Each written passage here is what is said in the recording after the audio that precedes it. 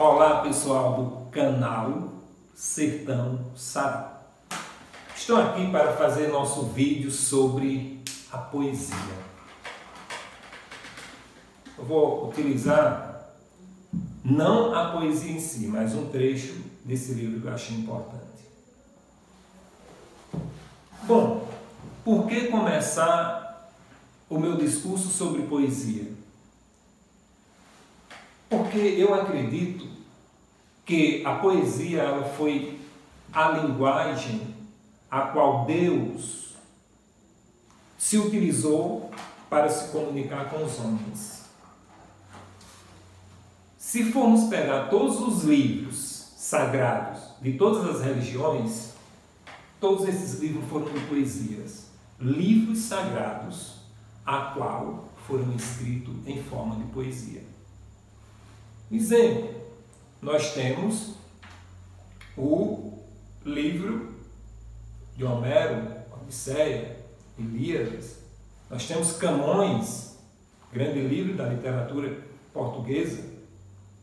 E por que não citar a Bíblia como pura poesia?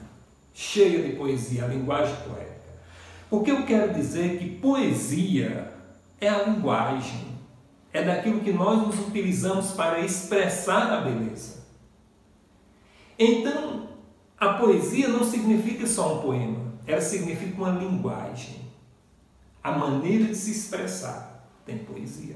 Para que a gente possa começar falando esse discurso sobre a poesia, como presente nos grandes livros sagrados, ela se estende até os dias de hoje. Talvez hoje a poesia não tenha mais o seu espaço como deveria ter, porque ela passou por processos de mudanças. E o que nós sabemos hoje, a qual uma das artes que tem, acho que a maior influência sobre a vida das pessoas é a música. Mas não existe música sem poesia. A música é poesia, só que a poesia agora é cantada.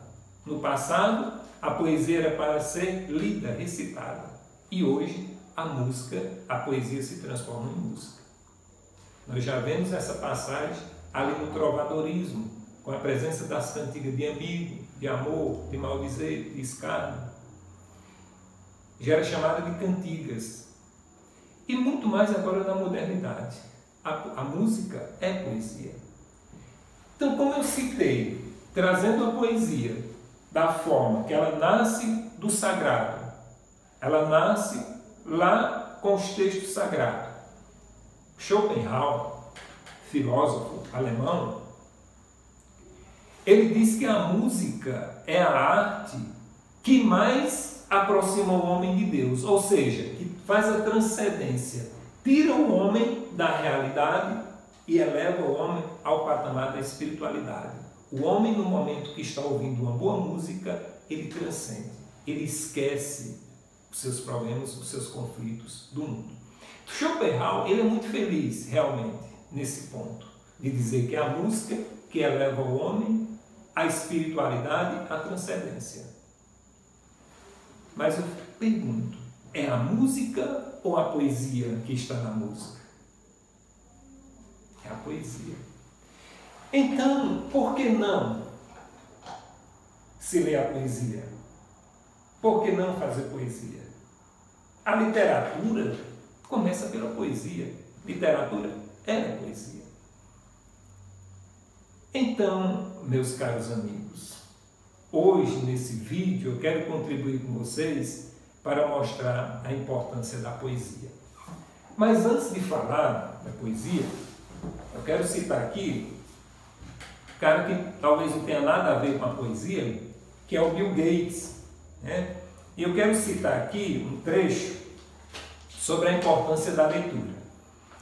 Bill Gates diz assim: faço questão de ler pelo menos uma revista de notícia por semana, do princípio ao fim, porque isto amplia meus interesses.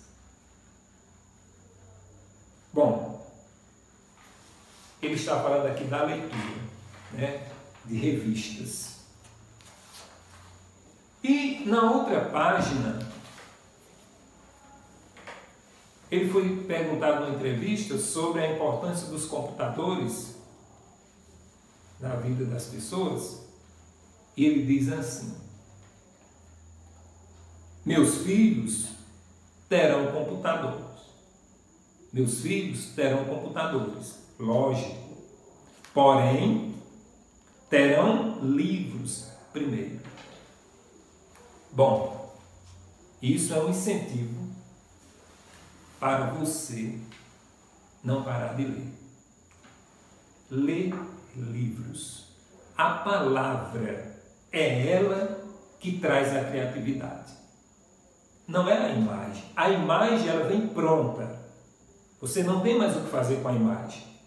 Ela pode trazer já beleza. Mas a palavra não. Quando você lê poesia ou você escreve poesia, você cria a imagem e você constrói a imagem. Olha o quanto é importante a poesia na nossa vida. Agora, eu quero ler um pouco sobre esse livro. Como e por que ler poesia? A poesia brasileira do século XX, de Ítalo Marconi. Bom, eu quero ler aqui que ele diz o seguinte: cultivar as letras é querer saber das coisas. Cultivar as letras é querer saber das coisas. Significa escrever e ler. Ler e escrever. E ele continua: é cultivar o intelecto, a força do entendimento. Mais abaixo ele diz: leia os bons romances, descubra os filósofos sérios, aprenda a amar a poesia.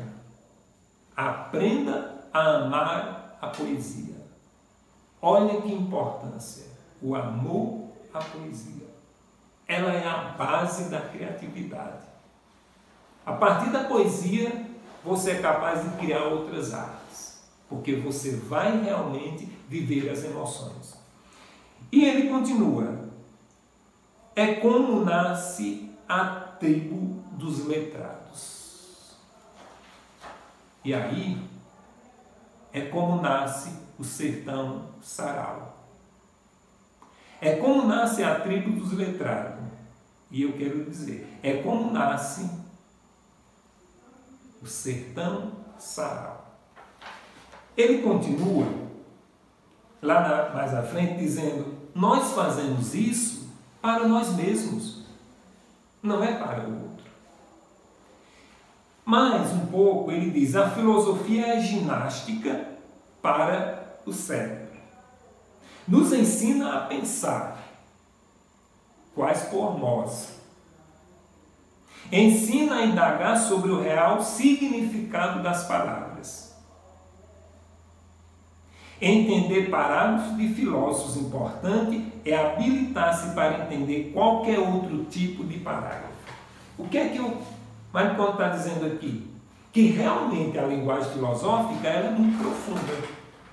Quando você consegue entender um parágrafo de um escrito filosófico, você está habilitado a entender qualquer outro tipo de parágrafo. É isso que ele está dizendo aqui. E ele continua. Por quê? Por que isso? Habilitar-se a entender qualquer tipo de parágrafo. Ele diz: entender não apenas a informação que o parágrafo contém, mas os conceitos que o sustentam. Então, você vai além daquilo que está ali das palavras, você vai além, você vai ao conceito, você cria o conceito. Eu acredito que a poesia também é esse emaranhado de palavras.